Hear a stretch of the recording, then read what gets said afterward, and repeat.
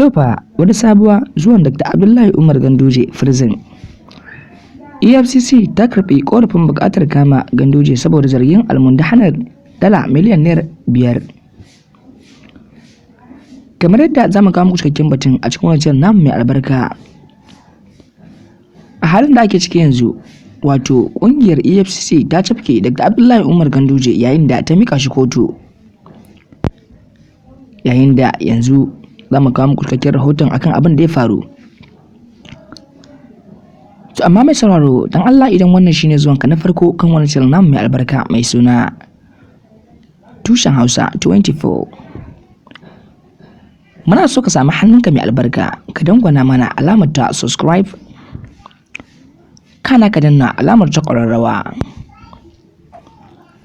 Domin hakan shine zai baka damar samun zafafan labaranmu kuma da zarar mun ɗora.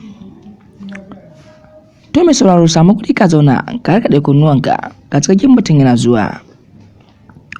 To assalamu alaikum wa rahmatullahi ta'ala barakatuh masu sauraro.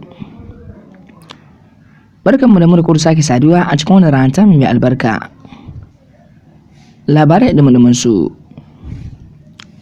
Idan za ku tuna cewa Dr. Abdullahi Umar Ganduje kwanaki a baya an sami wani shahararren ɗan jarida da ya ballo wa Dr. Abdullahi Umar Ganduje aiki, yayin da ya zakulo wani zafin bidiyonsa da yake tawo a kan social media kan cewa Dr. Abdullahi Umar Ganduje ya saci kuɗaɗe har naira dala biliyan 5.